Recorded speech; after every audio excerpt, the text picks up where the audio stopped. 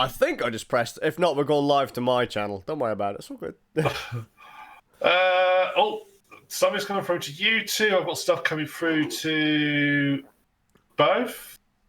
Check the audio. Okay on YouTube. Check the audio. And okay on Twitch. We are coming through loud and clear on both. Yay! And I can see chat on both as well. Woo! Yay! I can't see chat because I've only got one screen. Fair enough. Get mate. something crap. Oh, sorry. Just, I don't dare connect up another monitor to this because it might catch fire at this point. I'm still down a fan because, you know, they got it wrong. Anyway. Get something crap. Skazz. Welcome to episode 137 of the Randos Lockdown Podcast. Yay. Yay, we're still quarantined. Yay. Now I know what dogs feel like at the airport. Yeah, why do we do this to our dogs? This sucks. Yeah. The dogs will think to herself, I ain't done nothing. Just 1 minute I was wagging my tail, and now I've been locked in a cage. What's up with this? For 3 months. Yeah, good times. Good times. Yeah, it's basically the same thing. I tell you what I have started doing. You may or may not be impressed with this. I've started taking a bike out for exercise. Oh my god! Is the bike in shape now? Very funny. Yes, this is it's actually falling apart, but it works. It moves. The gears That's what don't really exercise work. does to you. I did it on so last Sunday. I've now haven't ridden a bike in about 15 years, probably 20 years really. I took it out. Is that how old the bike is? Has it still got your stabiliser? Actually, it might as well have when I first got back on to ride it. Although, so they say about getting on a bike, you never forget. It's surprisingly true. I picked up within a few meters. I picked it up. Yeah, I was going to say when I got back on a pedal bike, like on a bicycle, for the first time in years after riding motorcycles, I was just like, "Oh my god, this feels so weird." Because when I was living in Norwich, I didn't have a push bike, so I didn't get a push bike until we were in the bungalow, and that was after a couple of years of being in the bungalow. And all of a sudden, I'm like, I've got to ride a push bike. I was like, this is stupid. Yeah. So I went out, according to my Apple Watch, I went out 2.4 kilometres. There you go. Which took me 12 minutes. There you go. Averaging about 8 miles an hour. And I was broken. Absolutely broken. I got back. I was okay until I got off the bike, and I was like, my legs have disappeared. They were there. All they've been replaced by 2 long tubes of jelly. I had this vision of you like stopping the bike, putting your feet down, then just going, oh, my legs are gone. Just falling sideways. I was near the bike, so I saw like staggered back in, got the bike back in the garage, staggered around back to the house, felt sick. I turned straight down, and I was broken for the rest of the day. So this is exercise? Oh, at least you're exercising. Oh, actually, no, that's not true. I have done a bit, but it's largely the dog's fault. The dog's fault? Well, so when the dog sees another dog it doesn't like, he roo-roos, which means he fucking barks like a madman, pulls on his lead, snarls, chokes himself. And then when, he realises he can't get to the other dog, because I'm like, you little bastard! Like Homer Simpson style, he just grabbing him. He then sprints to follow the scent. So, the other day, I take him out and he literally went completely mental at the bottom of our road. Because he saw a couple of spaniels that he don't like. From there, he sprints all the way down the road from my house, across the railway bridge, across past the church, down towards the Broads, around the park, and we didn't stop again until we got back to the bridge. That's a spaniel for you. I was like, yeah, but he was exhausted. I'm like, come on, Charlie, let's keep going, boy, yeah! Yeah. No, I don't see how I just feel like taking Angel out with me. I thought she could sort of trot next to me, but I wouldn't keep up with that. Because she can go so fast. Bless. They can hit 40 miles an hour, greyhounds. See, you can't. So no, get Get good, scrub. Yeah, yeah. I have promised myself though. I'm going to try and keep doing this biking up because I did it every day. It did get slightly easier every day. Yeah, for sure. Slightly easier. Slightly easier. It's like. Yeah, it only took me by the last day, it took me like 6 or 7 hours to recover, so it wasn't so bad. That's all good. That's only I have said to Mother, Mother, if at any point in my life I say, do you know what, I'm going to go buy some bicycle shorts, one of those lycra tops, one of those pair of sunglasses that wrap right round your head, like you think, like the next, athlete, and a fancy helmet, kill me. Yeah, don't worry, mate. I'm not turning into a mammal. I will batter the ever-loving soddery out of you if you do. Because I was driving past one the other day like that, and as I was driving, I thought, I bet you're a cock. I walked past, I thought, I bet you're an absolute cocky bastard. Mm-hmm. I don't need to meet you to know that. I can just tell by the way you look at your cocky bastard. I can tell from your lycra shorts. It's I tell you, it's the sunglasses. Those wraparound Ray-Ban sunglasses. I look at those, I think tosser. Whenever I see any one of those, I think you're going to be an arsehole. There you go. Just so you know, I've got a pair of the old, like the old fucking aviators. Yeah. I've got a pair like of World those. War II aviators. Yeah, pretty much. Yeah. So they're fun. No, because they were from. So I went to get my eyes tested because I'm a blind old man now, and they're like, "Do you want a pair of sunglasses too?" And I was like, "Yeah, all right." And they're like, "How about these?" And I'm like, "Whatever." I was like, "Do you not even care how you look?" I was like, "No." Can we get this over with, please? I'm so like my glasses. I walk into the shop and I said, "Hi, this is my prescription." He goes, "Yeah, what glasses do you?" I said, "I like square frames, but I want the cheapest ones you got." Yeah, good job. I said, "Oh, okay." And he said, "Oh, they're about 100." He remembered me. I've been there like 10 years previous. I bought my last pair. He remembered who I was. Well, there you go. Slightly creepy. And he goes, I said, "Oh, these are 150. So that's a bit more than I wanted to spend." And he goes, "I'll tell you what." And he opens his drawer and he pulls out this pair. He goes, "They're discontinued. They're like 90 quid." I said, "I'll have them." I'll have them. Yeah. See, that's because you're a posh motherfucker. Mine are 30 quid. But my theory is, I treat my glasses like the arms I work in. These are a good chance at some point he's going to get thrown off and stood on by a pig. So I don't want to spend the earth on them. And if they last me another 10 years, no, I get you. I get you. I'm not going to complain. See, budget glasses, mate. Always the way. I got 2 pairs from, I can't remember what company it was, but they suck now. Went to go see my mate Jelly Zero in Norwich years and years and years ago. So when we realised that my eyes were getting bad. Because obviously I used to sit in front of a monitor like all the time. And my office was like a, what's it called? You know the thing that you attach to your house that looks really nice with the shitty roof and the glass everywhere? Conservatory. Oh, conservatory. That's the one.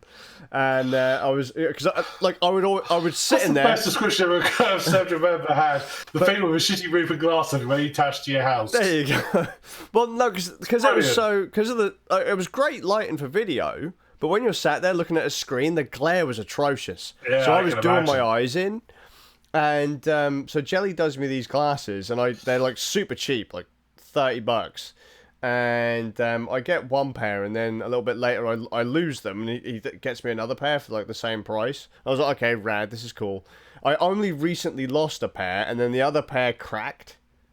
And I was like, oh, fuck, mate. Now I'm going to have to go get some more glasses. And the nightmare I've had dealing with getting a pair of glasses that actually work is mental, right?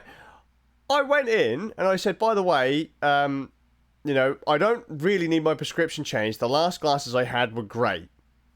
Okay, so they ignored me, and because obviously I had to have the test anyway, because I hadn't had my eyes checked in a while. So I had the test, and I was like, okay, cool. I can see that. It's pretty solid, right? It's sharp. I can see.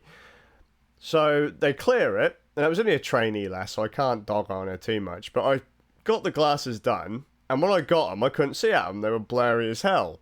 But we'd also had 3 other pairs of glasses made to that prescription because they were going to get there sooner than from the folks who did the eye test. So I then ended up with 4 pairs of glasses I couldn't fucking use, right?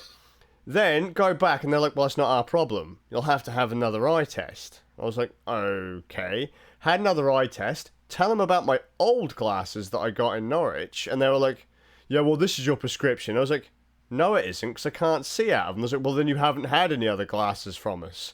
And I was like, what the fuck are these? And it's got the company name down the side. I'm like, can't, no. And so I was like, right, fuck you guys. You all suck, right? And he was giving me lip. The guy testing my eyes was talking to me like I was a fucking idiot. And I was like, dude, you've got one job. Is it better or worse? Alright, there's more science involved than that, I get that. But still, do what I say. Because you don't know how my eyes work. He even said that to me. Like, I can't tell you what this like. It's like, I fucking know that, jackass. Just fucking give me what I ask for. Anyway, go to the next place. Fucking, they test my eyes, I get a pair of glasses, and I get a pair of sunglasses too. But now I finally have a pair of glasses that I can fucking see out of. Always a bonus. However, this would have all been sorted if the other company they don't even have me on file. They don't have the pair I had from Norwich on file. It's bizarre. Fuck them. Dickheads. Making me not be able to see. Anyway. Anyway. Games you're playing. I don't know.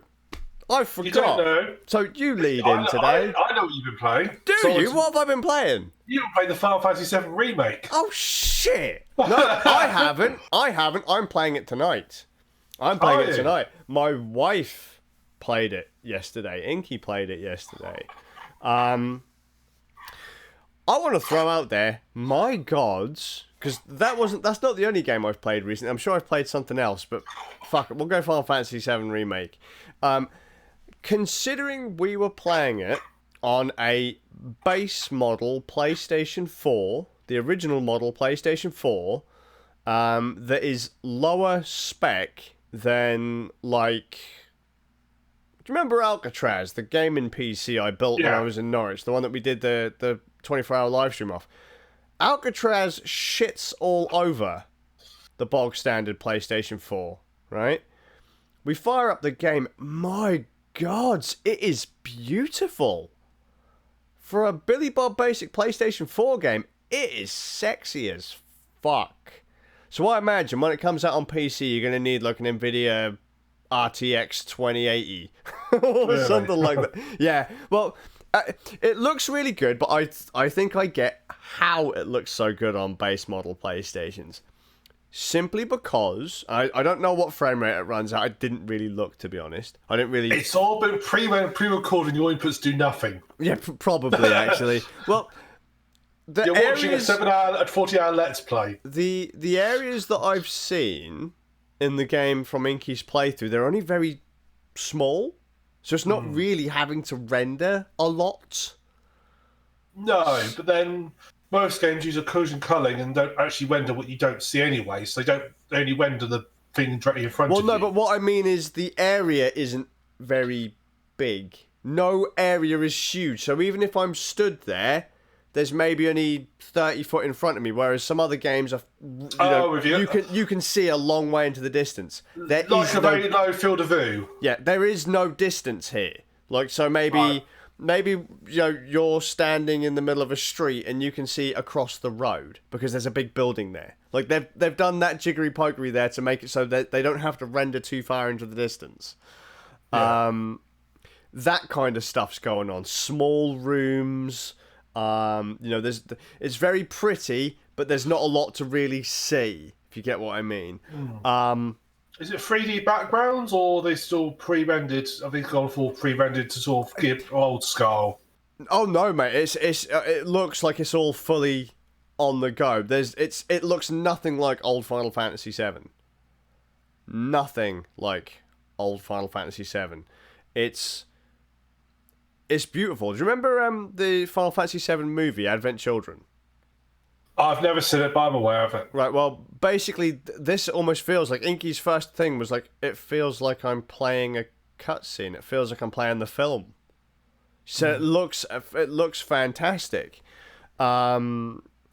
It's combat, like, so I don't really know how the combat in that works, but from what I've seen, it looks very much like Final Fantasy VII Crisis Core, which was a PSP game. And in that game, so in Final Fantasy VII, it was the original Final Fantasy VII. It was I can't remember what the battle system is called, but you know when you have a timer go by and you have to wait for it to get to the end before you can put in an input, so you could then put attack or magic or whatever. You wouldn't attack or have the option to choose anything until that bar filled up. In Crisis Core, you just hit X, and you just swing your sword. You know, so it was more like an action combat game, real time rather than turn based. Yeah.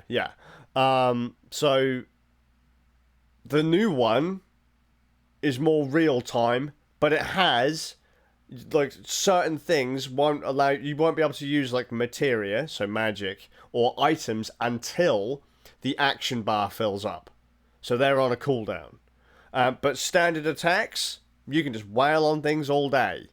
So they've changed that up. Story delivery, very different.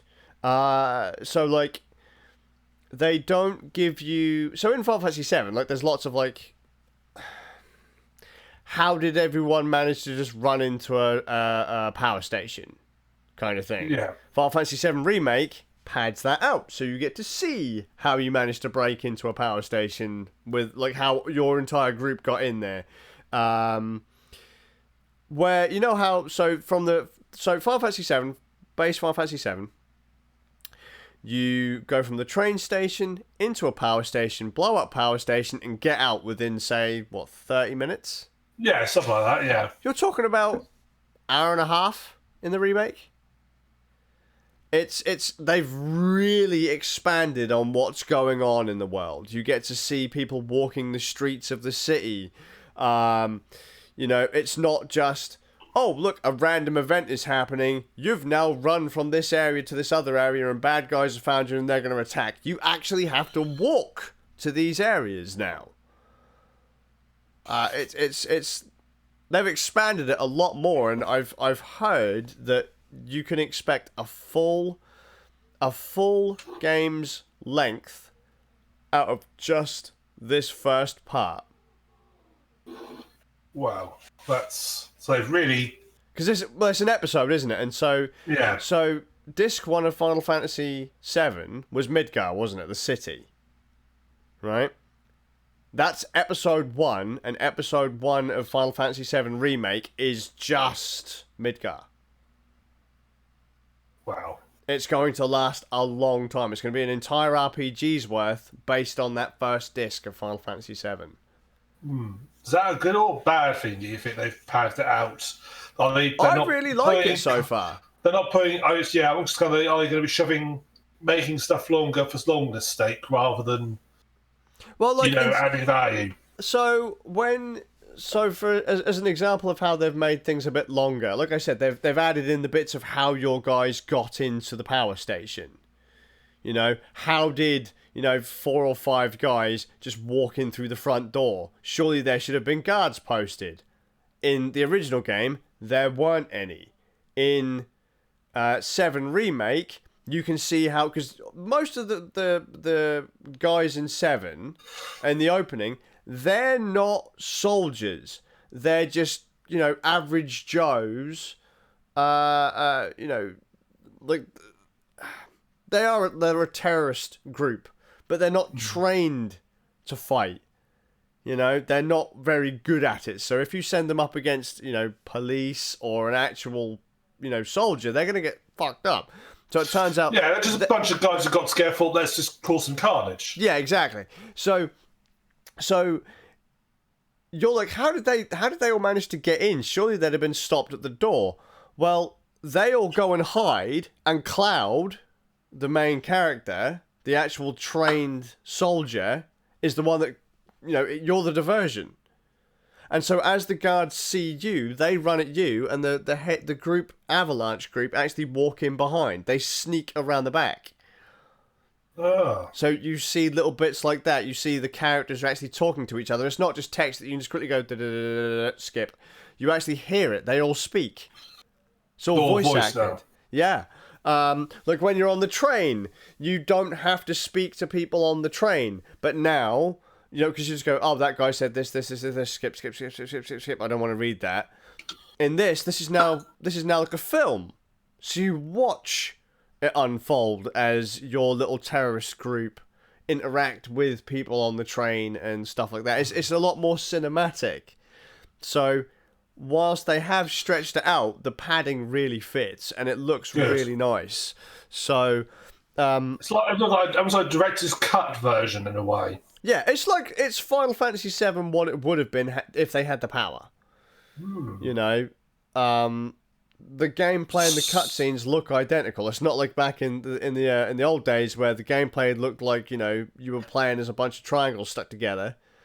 The massive heads. Yeah, and then all of a sudden you went to this gorgeous FMV.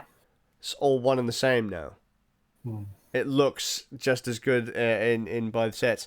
But yeah, it looks neat. I can't really judge it yet because, like I said, I haven't even had a chance to play it. I haven't even played the demo yet, so I don't know what it's like. But Inky seemed to enjoy it. It does expand on the story.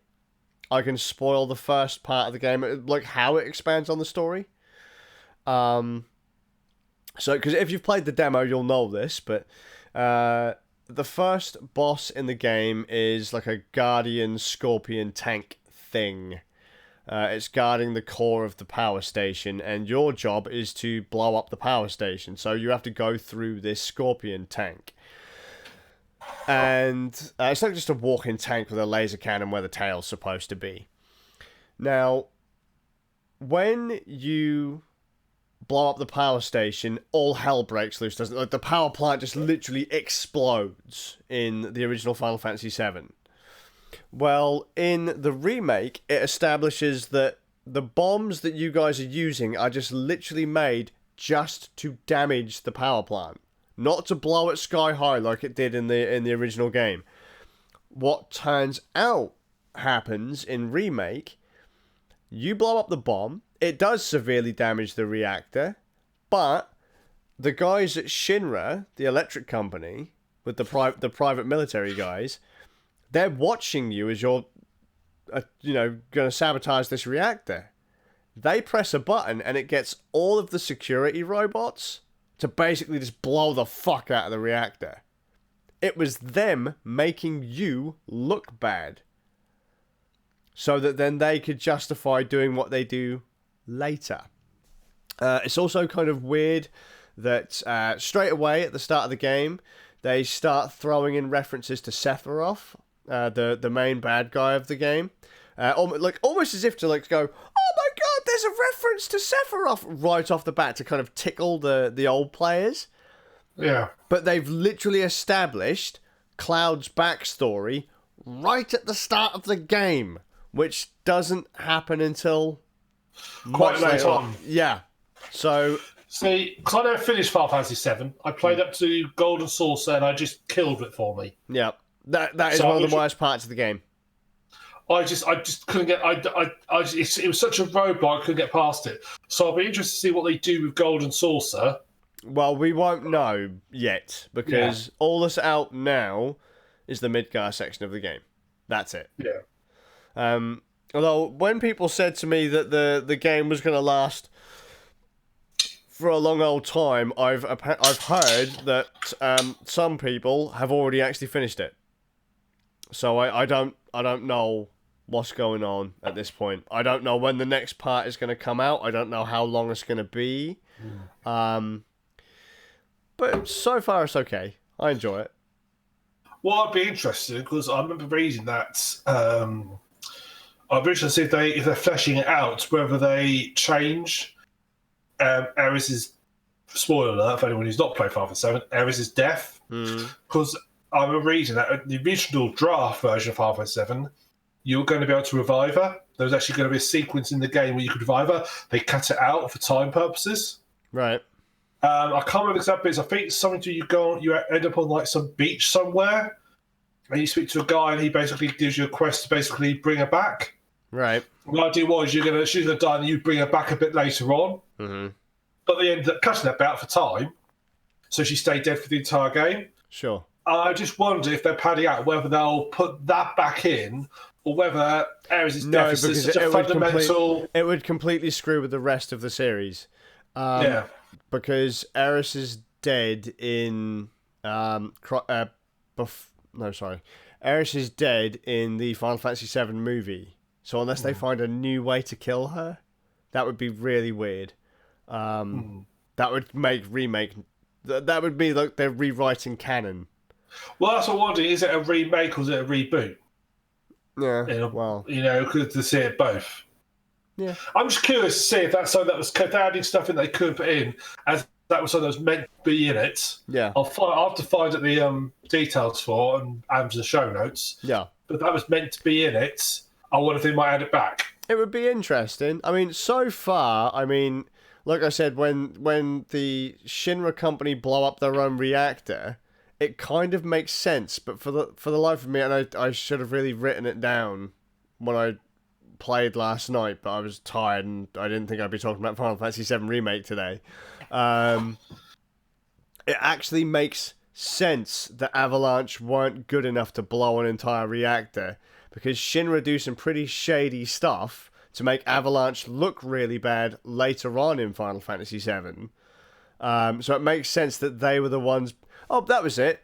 Final Fantasy VII Disc 1, Shinra Electric Company. So the main city of Midgar is on multiple levels. If you're poor, you live on the ground, the planet where we all live. If you're rich, you live on an elevated disc above the base of the city. So if you're on the base, you're in the slums, where the land is polluted and being destroyed by the electric company. If you're rich, you live on the disc, and at one point, to get rid of Avalanche, sarcastic air quotes, they're gonna try and kill off Avalanche. They find out where Avalanche's base is, and they're like, well, fuck it, we're gonna drop that's the section of the disc that's above where their base is onto them, but we're gonna blame them. We're gonna say it's an Avalanche terrorist attack. Seems a bit overkill at the time. Yeah, but when you play Final Fantasy VII Remake and you realise that they were the ones that did all the damage to the reactor to start with, so that they had a reason to go hardcore against Avalanche, that they had a reason to say that the city needed to be locked down and to, because the electric company is really in control. There is a government on top, but really they're the ones in charge. They had a reason to say, we need to lock this down. You guys need to stay in your homes. We're just protecting you. Don't go to work, essential work only. Yeah, basically. Just like now. Yeah. So it's neat. It's not like they've added something in that Shinra didn't do later in the game. They've just kind of made out that Shinra is really evil and Avalanche isn't really that bad, because the guys really don't know what they're doing. Because you actually use one of the bombs right after, so the same kind of bomb that you used to blow up the reactor is literally used on a load of rubble and shit later on. Same bomb does nothing. We are stood say from where I am, 10 feet away where my kitchen's at, round the corner, it blows the door, chunk out the wall. That's it. That's all the damage they were aiming to do, yet Shinra have made it look like they took out an entire reactor and a chunk of the city. To be fair, though, if you took a bomb into several power plants that you put in the right place, you could do a hell of damage. You could for sure. If you took a small bomb to a petrol refinery, you could do quite a lot of damage. Sure, so but that's not how these games work. It's not what you've got; it's how you use it. There you go. But so far, looks all right. As the counsellor told me. Yeah, there you go. But yeah, it seems cool. It seems neat. I will say it might be next week. I'm looking forward to playing another pretty hardcore game. Oh, Doom Eternal. So look forward to that. Look forward to that. I wanted to ask you, because we talked about on previous podcast. Mm-hmm. Are you still playing Animal Crossing? I haven't for the last 2 days, but that's just because things have been really hectic and busy. I did play it, but the amount of stuff that I've been doing has been less and less. So I've just been basically going in, grabbing fruit, selling it, picking up bits that I need, and then just turning the game off.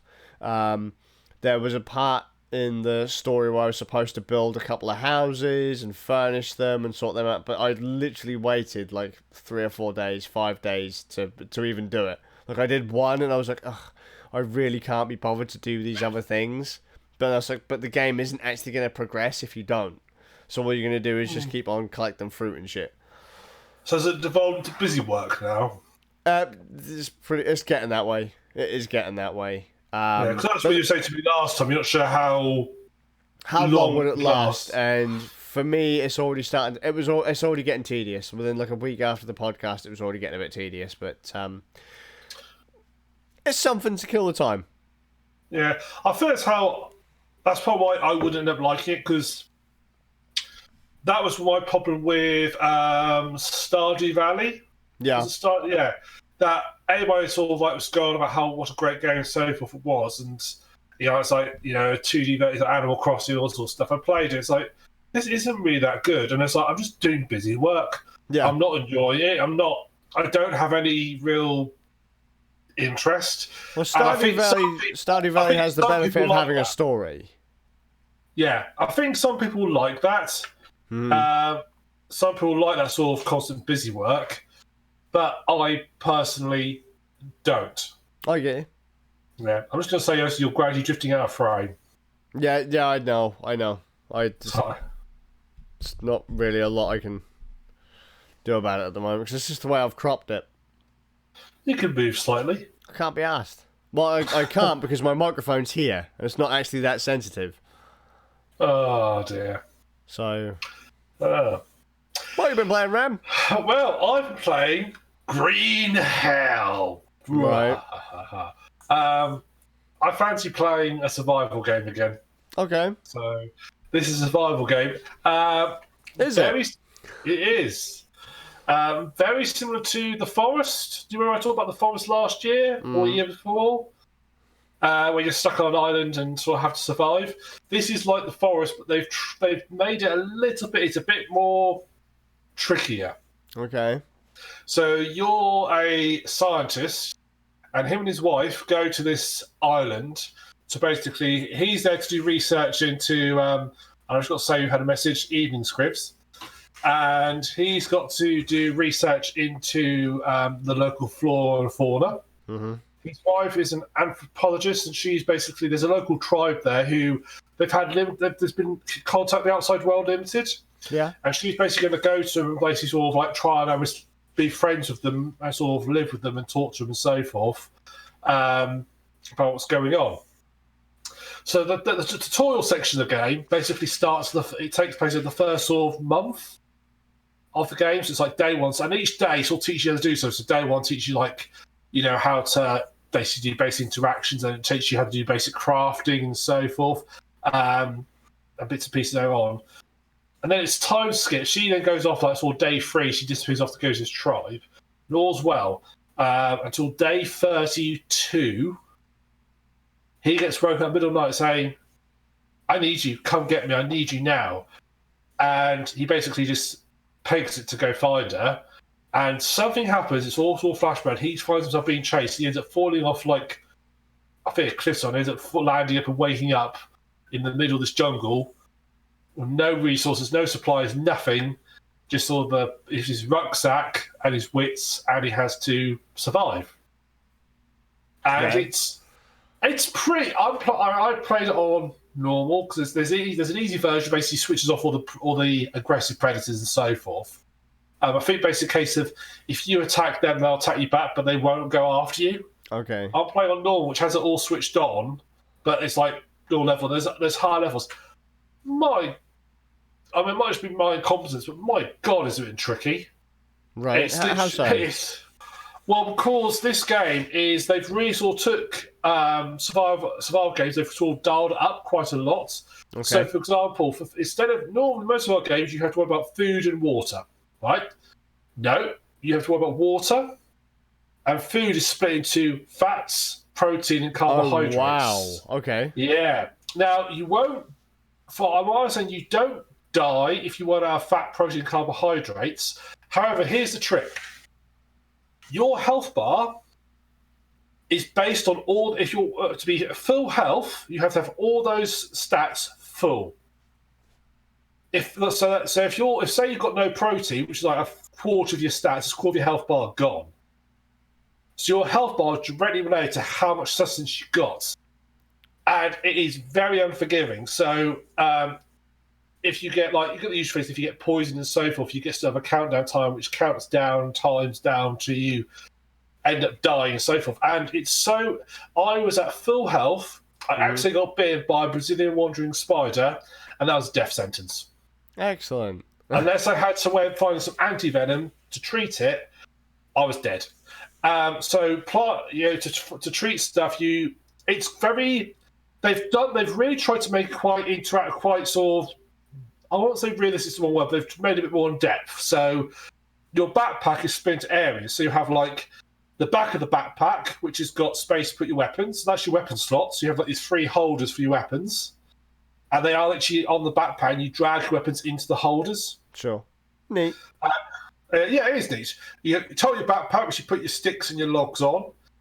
You have another part of your backpack that's a backpack that you store like your crafting gear in.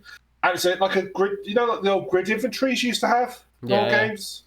And it's like that sort of system. So stuff takes different space up in the inventory, and you have to move it around. And you have another layer which has got your food in it. And you've got another layer which has got your fire stuff in it. So it's all these different layers, and it's a case of, okay, you ain't got enough space, you ain't got enough. That's it, and the stacks aren't very big. So, for example, I think you can only stack in one set like 3 arrows. Okay. And they take up quite a lot of your backpack space, so you can't carry a lot of stuff with you when you go out into the big wide world. You're not taking a lot of stuff. They're trying to make you think more about what you need versus. Yeah. And there is a weight limit as well. It's got the usual things, food goes off when you pick it up, food goes off. And also when you pick stuff up, you have so you pick up a mushroom, say, you have no idea what its effects are going to be until you eat it. Okay, cool. So it may poison you, it may give you food. I mean, I found one quite early on that got rid of parasites. Because if you drink the water, the water's not properly treated, there's a chance you might get stomach worms. Sure. Okay. Yeah. And those stomach worms start eating your nutrients, or your fats. They eat them while you got them. But this is the one that's a bit weird. You can get stomach worms multiple times, and it gets all counter. At one point, I had 13 stomach worms. It's just I never knew having worms stacked. I didn't either. That is one of these little weird things. I mean, it makes all sense, like viruses and fevers and stuff. When you catch those, you get different layers. I get it, like a stronger poison will have instead of being one times all the same, but you'll have like 3 of them for like a stronger poison, so it goes down 3 times. Sure. And I say in the case of at full health, if you've got poison 3 times, you're dead. Okay. It's fatigue mechanics. What interesting, you have fatigue mechanic, which is basically usual energy mechanic. The only way to regain that is by sleeping. Some foods give you energy back, but mostly it's by sleeping. But your stamina is directly linked. So your stamina bar is only as high as your energy bar. So as you get tired, you have less stamina. Okay. So it's pretty hardcore, actually. I mean, I think I managed to sort of it starts off pretty much sort of full health mostly to start with. I got to about day 3, and I was literally every sort of mission okay, I just need to find something to eat. I can't cook it because I've got nothing to... a fire, you need tinder to set a fire. If you can build a fire-making tool, but unless you've got something that uses tinder, you've got no chance. And tinder's like dry leaves, birds' nests, that sort of stuff. So I was out, I couldn't find one, so I was able to cook any food. Oh, wow. Oh, and if it rains, when you've got your fire going, the rain fire out. Do you have to, so and I guess if you have got, like a nest or whatever, if you've got something like that stored in your bag and your bag gets wet, does that affect? No, it doesn't, thankfully. Okay, Don't cool. give him ideas. Yeah. All right. Green Helltones, if you're listening to this, don't listen to him. That's too good an idea. Don't listen to him. He's a dick. It's a watery backpack. Ah, there you go. There you go. There you go. Yeah. So. And if they do take my idea, modders, now you know what to undo. Yeah.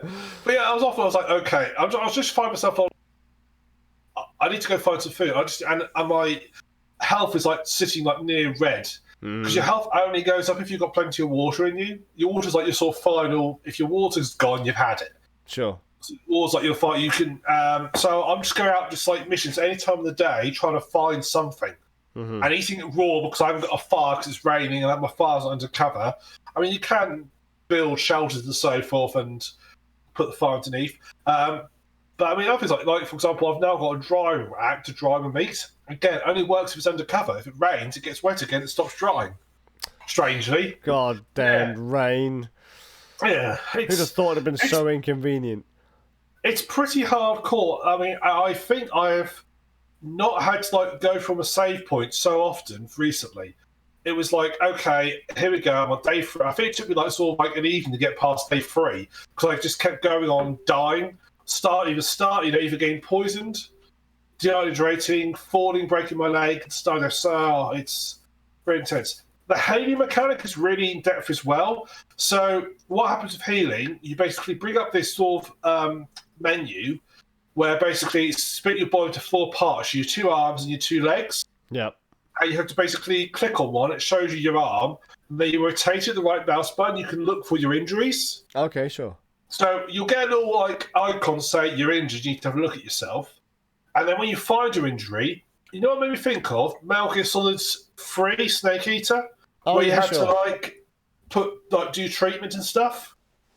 This is very similar. So if you've got like a cut, you need to wrap it. You can use this like there's a plant that's got like you can use as a bandage. Yeah. And you sort of wrap it round and it treats it and so forth. But if you leave it untreated, you can get infections. So I had a cut. I fell and I cut myself. Don't do that. I didn't have anything to treat it with, so I just carried on. I ended up getting infection, dying infection.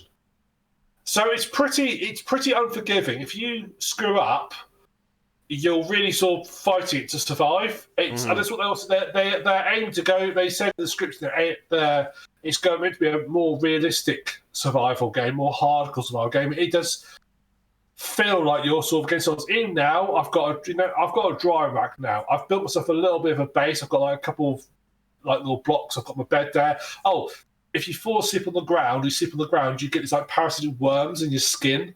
Oh wow! And they drag out. And it's got a sanity mechanic. And as your sanity starts to drop as you basically get. So like if you get these parasitic worms in your skin or leeches, it drains your sanity slowly. Yeah. Because presumably it's just getting to you. It's basically meant to get to you. And as it gets low, you start to hallucinate. Oh wow. Yeah, I'm not sure. I'm not sure what happens at the very end because I've never got quite to know. But I think you end up like hallucinating like these sort of demons and they come like kill you. I believe. I just want to throw out there. So far, I mean, this seems because I know that you've had complaints about a lot of survival games in the past where it's so easy and so quick to get comfortable. Yeah, there's a point where it's hard, and also stage was like, oh no, I'm fine now. Yeah, I'm and then you just don't want to progress Yeah. anymore. So far, I'm not having that. So far, I'm still in sort of plan ahead. I'm out there, I'm going out to places, and I'm looking and going, right, okay, I'm actually starting to think, okay, what do I need to do today? I need to get some more meat for my dry rack. That dry rack takes a couple of days to dry meat, so I don't need it now, but I will in a couple of days. So today, it's just about hunting. I'm not interested in getting storyline on. I'm just interested about hunting. I find myself doing that quite a lot, planning my days out and so forth. It's quite. I have found it quite. I won't say stressful, but in a good way stressful. I did rage quit this afternoon though, because there's one feature this game I think should have, or maybe they didn't put it for a reason. But they put. I don't think they put it in because they thought it more realistic. And that is autosave. Has no autosave. Now, you come from a generation which didn't have autosave, and so did I. We had to save our game ourselves. That's fine. Trouble is, for the last sort of 10 years, I'm playing games that have had autosave. You're programmed to need it. Or you don't even think to save anymore. No. So all of a sudden, like, I got this afternoon, I hit a major plot point, got through this section of the story, got great, good. I know I'm going now. I'm off going to do this. Oh, I'm just going to check that. That's okay. I stood on a spider and got poisoned. I was like, I'm going to die now. There's nothing I can do. I will die from this wound. I can't be fucked to do that bit again now. I'm just going to quit. So I just quit. Now, I've had an autosave. I mean, it may have. I haven't actually checked. It might have saved me. At that point, might have done a save for me. But I was like, oh, for fuck's sake. And so I was out of frustration. I just quit. Will you go back to it? Oh, yeah. I was just like, oh, for fuck's sake. It was because I'm going stage now where I'm sort of going sort of quite far along doing stuff now. I've discovered how to make mud stuff now. So I can make mud bricks. Okay. And I can make some mud walls and mud fireplaces. Or there are also evil tribes in this game that will they sort of like will attack you. Okay. And you can hear them singing in the distance. And so there's one point where I was about to. I was walking up to I built my camp on the top of this hill, was sort of a cliff edge that sort of overlooked like this river. I thought it was quite a good place. I thought I've got a nice sort of defensible position. What I did was I walked back behind the sort of cliff edge. There's like a bit that just led down, so people cut behind me. So I was getting quite tired, and I'm walking up this cliff hill. I can just hear this guy singing in the distance. I was like, oh no, he's between me and my camp. I'm literally going to fall asleep any minute. If I pass out, I'm going to wake up full of parasites and my stomach's going to drop and go mad. And yeah, okay, I can't do this. So I was gradually, very slowly sneak past him. The boss is in my camp. So I very slowly sneak past him. He's sort of just sitting there, happy seeing himself away. I sort of sneak round to where my bed is, which is in like this little hut thing. And like, if this Oblivion's me or Skyrim's me, it says, you can't sleep, enemies in here, but I'm going to be pissed. But I was able to sleep, so I literally just crawled to bed nearby where this guy's going to kill me. I just crawled to bed nearby, went to sleep for 8 hours, got up, he's still there, still singing away quite happily to himself, and just snuck back out of my campsite. There you go. All those years of playing stealth games have paid off. Oh, it has. It is. I've been really. It looks amazing as well. It just. I've never played a survival game that looks this pretty. It looked more pretty than Ark. Ark, I thought, was quite pretty. It had some ropey bits, but it was overall quite a pretty game. Apart from the graphical issues. To a point. Yeah. This is a really pretty game, particularly like the weather effects when it rains and everything gets this lovely sort of slick water layer to it from the rain. It's very atmospheric. Playing it, it's all, with the lights off in the dark. It is really atmospheric. And I just find myself just sitting there, standing on the edge of my cliff, looking out just into the jungle as it's sort of just dark, gloomy jungle, the rain passing down. It's like, this is really quite special looking. Oh, look, I'm starving to death. There you go. So, I like survival games, and this has got to be one of the best ones I've played. I've played, about the ones I've played, Ark Survival Evolved, Long Dark. I really like the Long Dark. Yeah, that's quite neat. Yeah. The Forest. The Forest is probably its nearest one I could compare to. Because if it's not, it's very. I don't say they've looked at Forest and thought we could do it better, or they've been heavily inspired by it, but it feels like it. Because so many mechanics are so similar. It might be part of us. I haven't actually looked to see if there's any relationship. They might have the same development team. I have no idea. I've not actually looked. It could be. But, never know. I've not actually looked at this. But it's... so things like when you do a building, when you do a building, you can't just... No, in a lot of survival games, all games in general, if you want to craft something, you build it. You build it, then just go all the parts you need, and just plonk, there you go, it's in. Doesn't matter what order you put them in, they're there. Yeah. Not this, you have to build them in stages. So, for example, to build a wooden frame, first you have to get 4 logs, which you put up first. Then you get 4 long sticks, which form at the top of the roof. Then you put your 4 bits of rope on, and that's your frame. So you have to do them in order. And sometimes it'll be like, okay, to build this little hut, you need 2 logs. Okay. Now we need 8 long sticks, put them on. Okay, now you need 16 palm leaves, put them on. Now you 2 more long sticks, yep. Tie it together, yep, good. Now you're done. So you've got to do stuff in stages, which is quite neat. Yeah, cool. And you get this sort of 3D outline of it, where you plant it, you get this 3D outline, and then you go up thing. Oh, Middlemeister's joined us. See you, Middlemeister. So you put this stuff up. It's really surprisingly in depth, and I have, so I've really enjoyed this game. It's currently on sale on Steam for about £10, I think. I might have to look into it. Yeah, if it plays on who you got, I would say anyone out there interested in this sort of survival game, you've got a spare tenner, pick it up. So go over the specs then, because I have a surprise for folks. Let's have a look.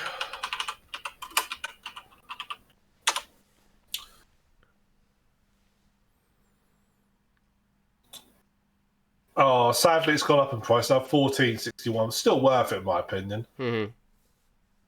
Okay, minimum 64-bit operating system. No surprise there. 3.2 gigahertz dual-core processor. I think most people have that. Yeah, 4 gigs of RAM. Most people should have that. GTX 660, Radeon 460, or equivalent 2 gigs of video RAM. Hmm.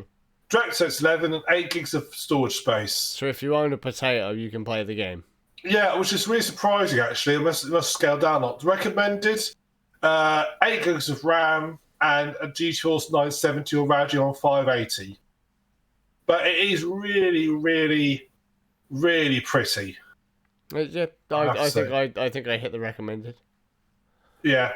So I definitely recommend. They've now they've literally just patched it with co-op mode, so you can die in the jungle together. That's rad. That's cool. There you go. So I might have to check that out. Oh yeah, I'll drop you the link. Middlemeister is speaking to us. Final Fantasy VII Remake is good. Middlemeister, you should have been here 20 minutes ago. We were discussing the Final Fantasy VII Remake. Final Fantasy VII Remake is good. Wait, so you mean you're actually going to play through it? We're not going to have a Nier Automata moment, huh? So you're actually playing the game now, huh? It's great, man. I love the bit where you go on the... I like the bit where you launch the game. You know that bit that's really good where you hit new game? Fuck, it was amazing. Game of the year right there. We're cruel, aren't we, Tom? That bit where you put the disc in the system. All fun and games, all fun and games. Yeah, for sure. No, I'm glad you're enjoying it, dude. I'm curious at some point to find out. I'd like to find out what the Pro version is like. What it does if you play on PlayStation Pro. Is it going to be like... Because it looks fantastic on a base model PlayStation. I don't actually know how well it plays, because like I said, I've only seen my wife play it. But I'll take a crack at it this evening. Like, cause I don't know how responsive the controls are or anything. It's just... It looks pretty. Yeah. So, hey, looks pretty. That's all you need, isn't it? Yeah, so all you need is graphics. Yeah, that's all you need. That's all modern console games care about. Yeah. Graphics and pressing the A button. That's all they care about. Yeah. No. Graphics, pressing the A button, achievements, and calling their best mates racial slurs. That's all they care about, console gamers. Nailed it. I'll do it all this time as I had it super early. Well, he's in lockdown at the moment, like the rest of us. So yeah, he's got no excuses now. Yeah, no excuse now. You need to get Discord, Tom, and you can come join us and make Skazz cropping nightmares even more. No! Actually, if you got 4 people, it'd be alright, because then they'd we can just split it. Yeah, that'd be quite easy then for you. I should have really worked on graphics, but then considering I've only just got this computer working, it's... Well, that's good enough. It's slacking. I'm surprised I've managed to get anything done. Yeah, I am slacking, to be fair. Considering. Right. The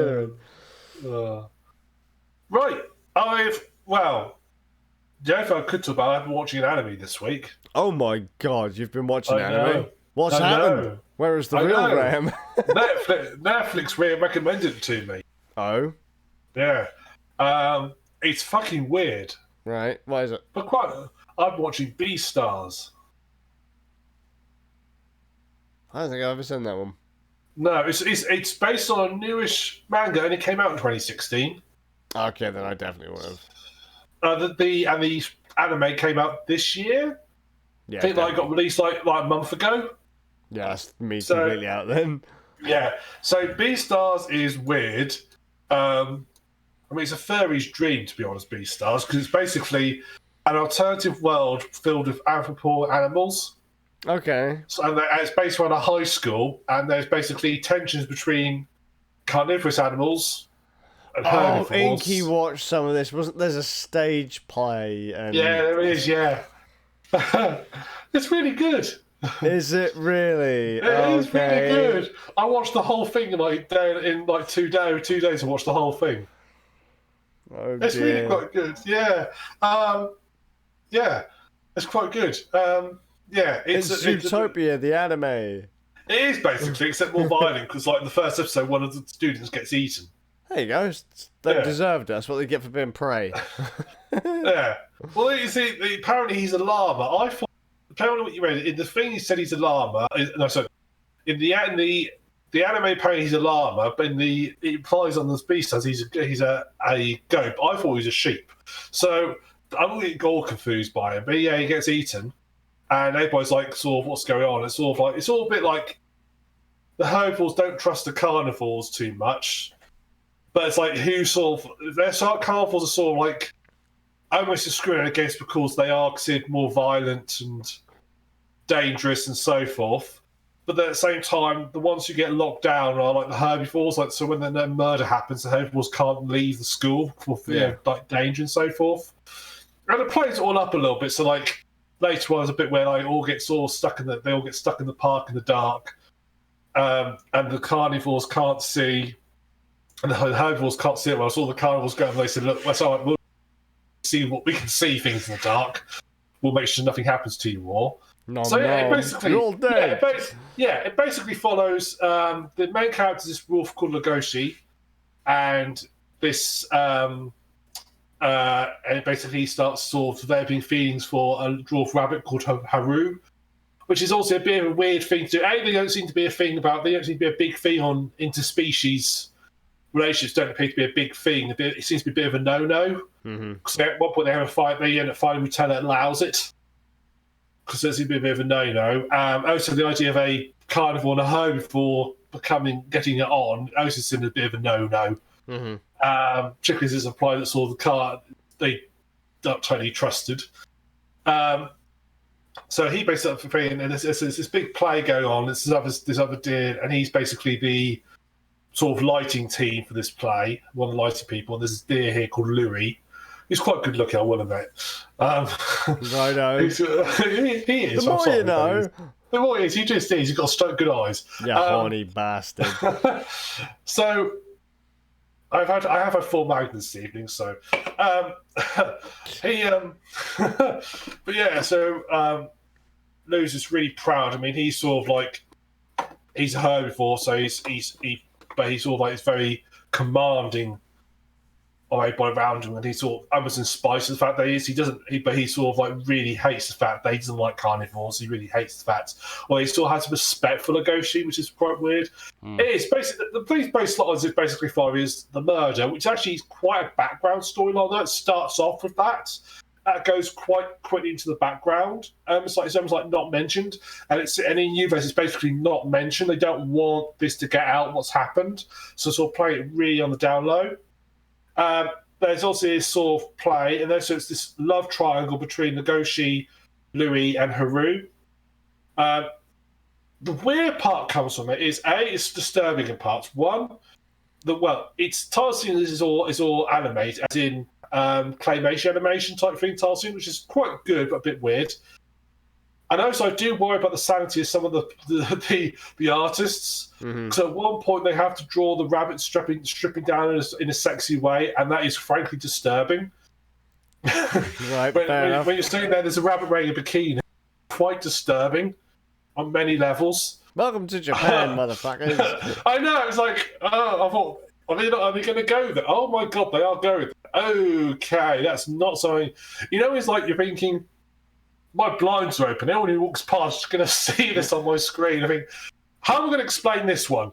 In the grand scheme of things, me and Inky recently watched an anime that has been pulled from most Western distribution called Interspecies Reviewers, where basically these adventurers hang out at a pub, and in this world, brothels are fucking everywhere. Just like everyone is public about the fact that they love going to brothels, right? So, So Vegas then. yeah, pretty much. It's the whole world is Las Vegas. Whatever fucking happens in this planet stays on this planet. You know, groovy.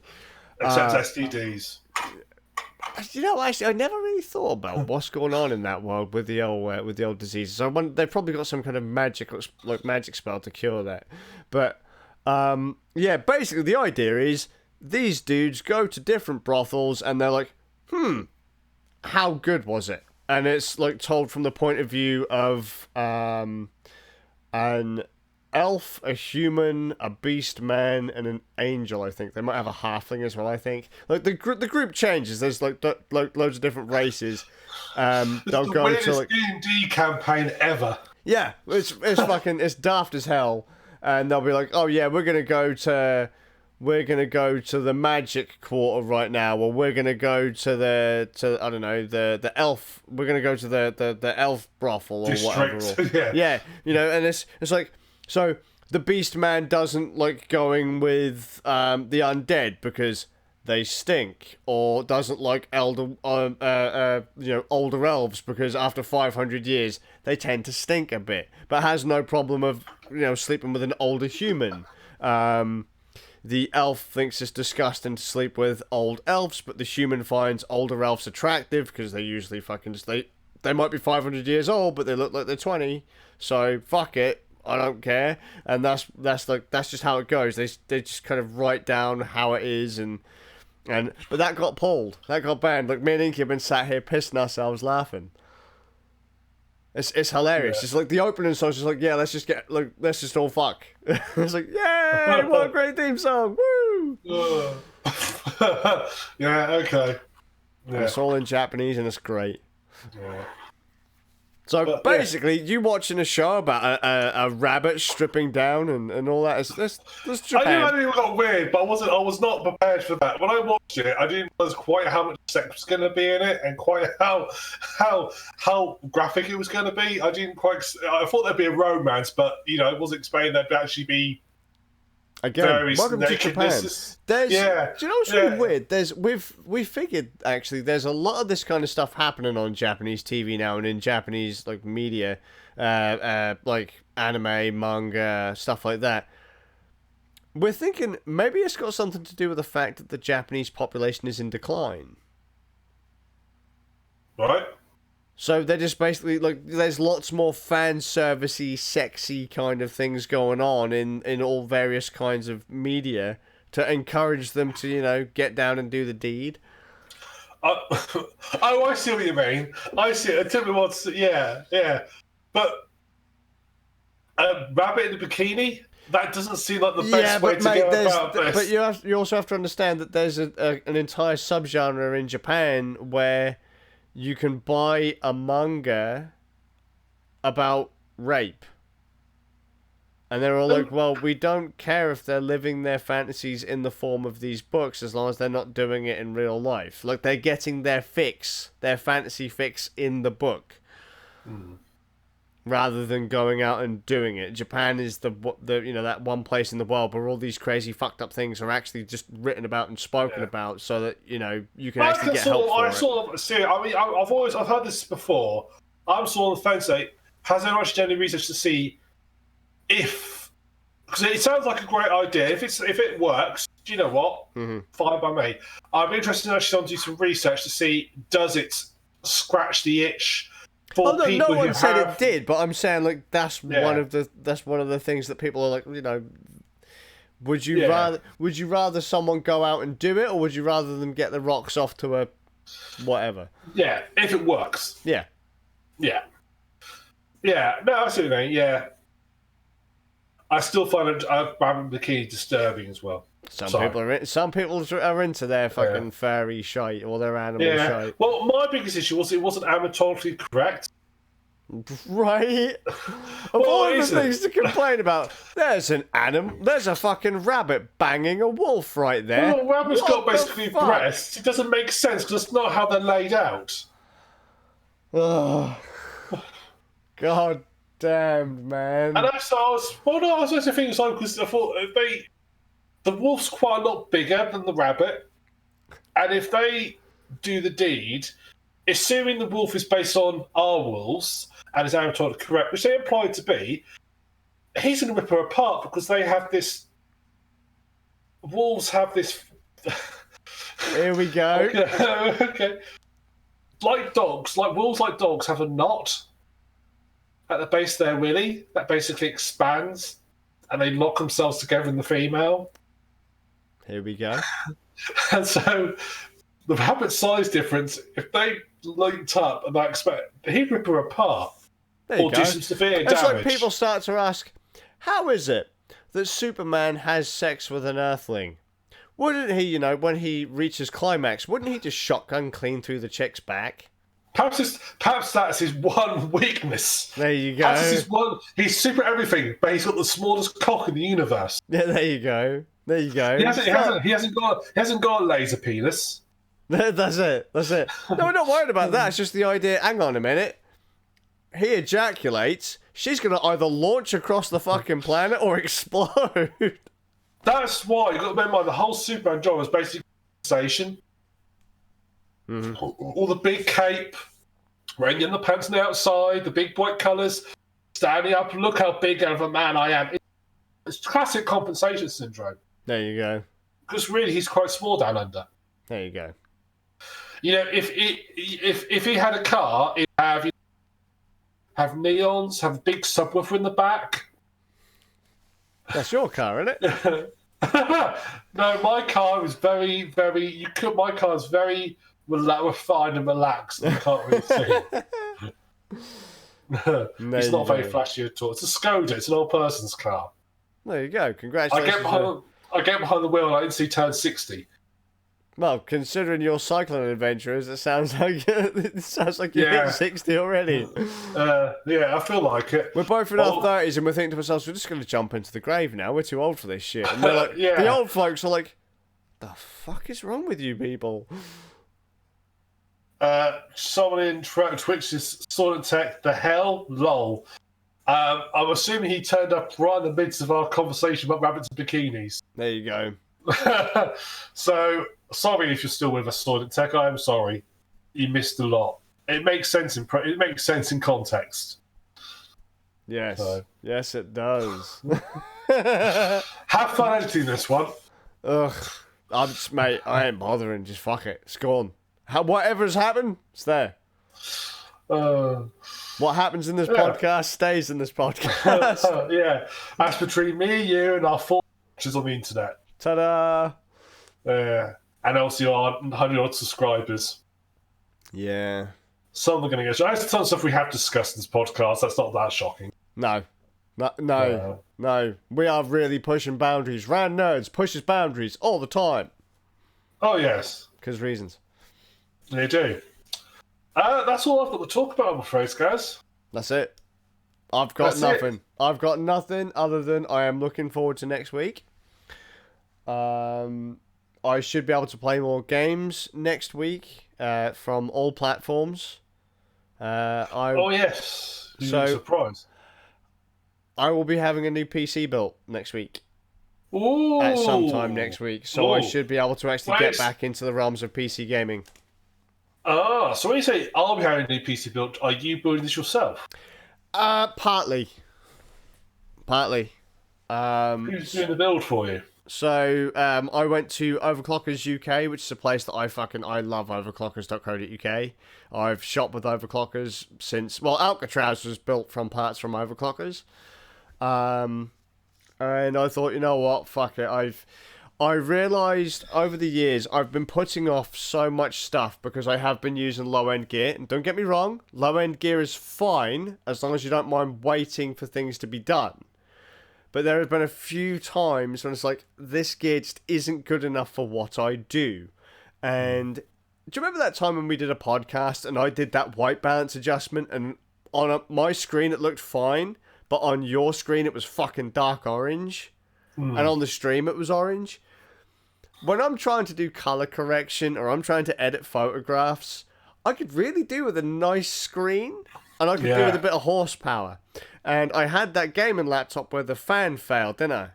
The GPU fan just tanked itself, and I was like, oh, you know, you couldn't even run it without the fan going, and you're like, oh my fucking god, you could hear it from the other side of my house just idling. And so I was like, look, I haven't done any color correction in over a year. I don't even do image stabilizing because it adds so much time to render. And I was like, I bought out the bust up laptop, the Duffer fan, and I was like, let's do a comparison of render times. Render time, raw CPU on my burner laptop was 1 hour and 20 minutes. On the dying laptop, I didn't have to use CPU. I could use GPU encode.